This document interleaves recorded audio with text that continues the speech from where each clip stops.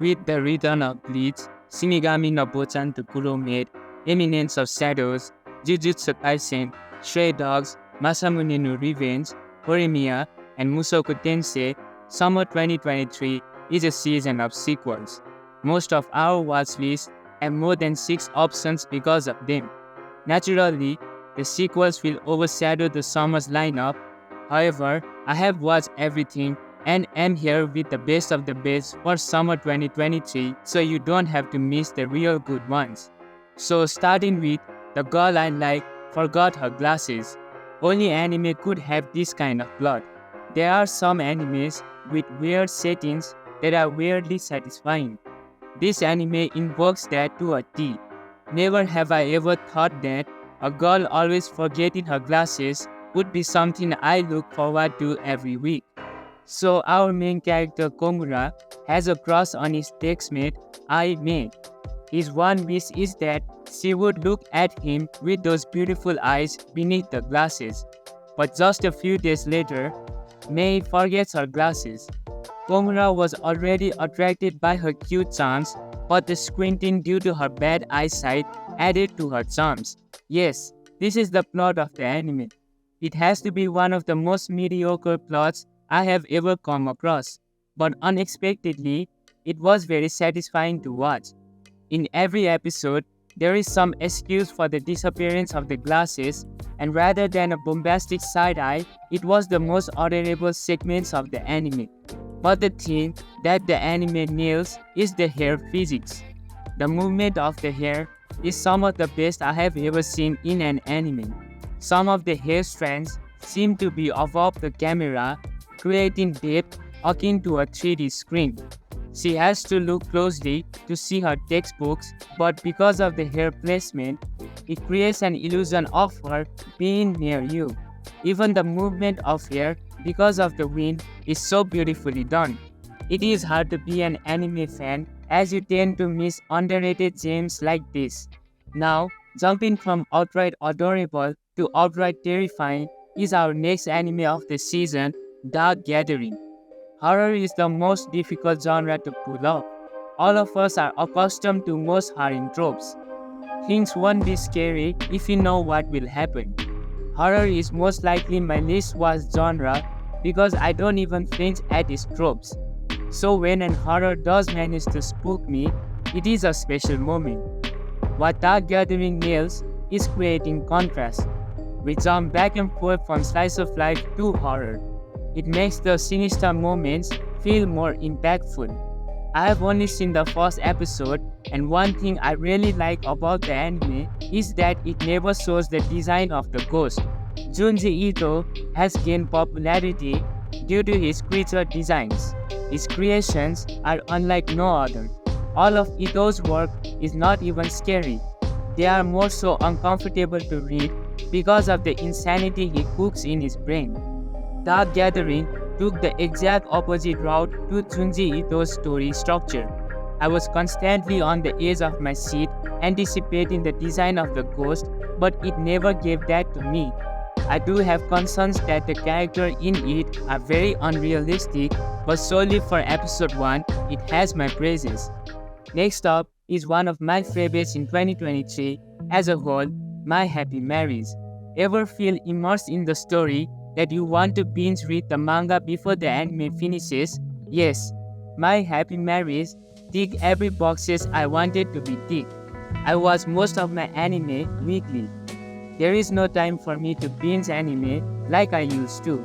Rarely do I start reading the manga when the anime hasn't finished. I always search for those anime that make me want to read the source of it, and the most recent example is My Happy Marriage. I caught up with it and I am so pissed that it only has 23 chapters. It is a light novel adaptation and the manga only covered the introduction phases of the novel. It is a crime to drop this series with so little content. Anyways, My Happy Marriage is such a good show.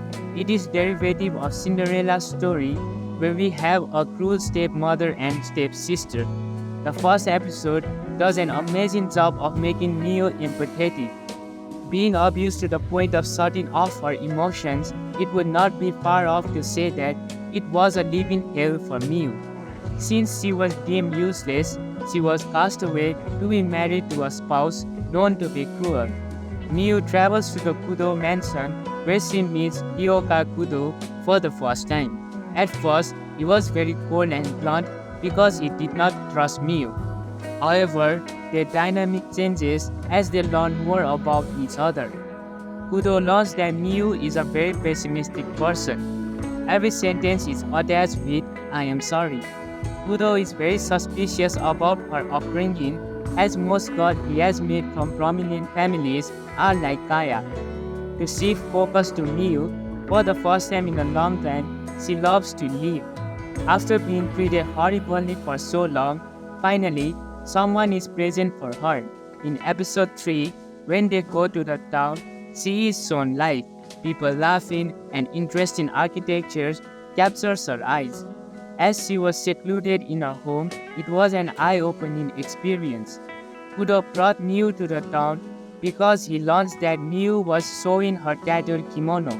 Even farmers are said to have better attire than Miu. So, he wanted to buy some kimonos for her. At the same time, he also bought a comb for her. It was a great callback to the first episode where we see the stepmother stomping on the comb of Miu's mother. See, this is the attention to detail that I love. The comb signifies where Miu's stagnant life started and ended. It is wholesome with historical and fantasy elements sprinkled in the story. In episode 3, it is revealed that she has a powerful ability dormant inside her. Miu will surely become a very powerful character in the story, but what I want to end up with is how Miu views her world. She thinks that Kudo is keeping her because of the supernatural abilities. As there is no presence of powers within Miu, she is afraid of being thrown away by the Kudo family as well. I want to see the mentally sound Miu so badly, and I hope season 1 covers to that point of the story. The last installment of the summer 2023 must-watch anime is Zom 100. Zombies are one of the most popular archetypes within the anime verse. Most of our chat formation started from High School of the Dead. Is This a Zombie was the first ecchi I ever watched. Hence, zombies are a beam of nostalgia for me. It has become a saturated genre, but I find zombies very fascinating. They are fascinating because they are unlike any monsters. Every monster in imagination is overwhelmingly powerful, but zombies are powerful in unity. Individually, they are some of the weakest humanoid creatures to exist. They are terribly weak, but at the same time massively terrifying. A prime example is Zombie Man from One Punch Man. He is so weak, but he is still an S-rank hero because of the tenacious character of a zombie. I really do like zombies, but it's been a long time since I have loved a zombie story. I can only remember Kabanari of the Iron Fortress, which aired in 2016. There have been many animes after that, but none have truly exploited the charm of zombies. So, when Zom 100 aired, I could not be any happier. Zom 100 used this plot device in the most unique way. There is a difference between escape and escapism. All zombie stories are trying to escape from the zombie apocalypse. However, Zom 100 is an escapism story. Escapism stories are a tendency to seek freedom amidst adversity. By engaging in entertainment, you are conditioning your brain to hide the problems you are facing. In every setting, zombie apocalypse has a negative connotation. However, in Zom 100, it is a positive occurrence in our main character's life. Our main character, Akira Tendo, is massively overworked employee. For the past 3 years, he hasn't taken a day off.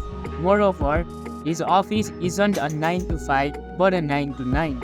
You can see the dread of a man pushed to his extremes. There are zombies chasing him, and the first thing he thinks of is he will be late for work. Akira is a very relatable character as he can resonate with every active person in our society. A 9 to 5 is exhausting, let alone a 12-hour shift. On his first day, he had to work for 2 days. From the get-go, Akira is likable. I just love the portrayals of the apocalypse. In his monotone filter of black and white, the zombies are the only thing that is in color. It is such a satirical and ironic take on the zombie genre. In the cliché mass zombie chase, Akira has the brightest smile to date. The chase was so beautifully illustrated, which is common in episode 1. The animation of episode 1 is breathtaking. The pencil scribbles were a perfect visual representation of Akira's emotions. The scribbles perfectly encapsulate the loop you go through when you aren't able to control aspects of your life. It is ironic to think that Akira is a zombie before the apocalypse. He is but a shell that has trapped the inner child within himself. The interaction with the zombies is what made him a human once again. The dichotomy between these two contrasting elements of the story was an entertaining and creative take on the zombie genre. It is very difficult to distinguish yourself from your counterparts in the very first episode, but Zom 100 successfully overcame that hurdle, making it one of my highlights of the season. I can see the making of a masterpiece as both the story and the animation are compelling and entertaining. I distinctly remember reading the manga of Zom 100 where the pencil scribbles and the color added to the zombies, which I loved so much, was not present in the original source. The creative decisions made by Pulp Films enhance the themes of the manga so perfectly that it brings shame to other studios. Overall, Zom 100 does a lot of things right. It has quickly become one of my favorite animes to date. So, which of the lineup is your pick for the summer? Put it in the comments below. But for now, this will be Dungeon signing out.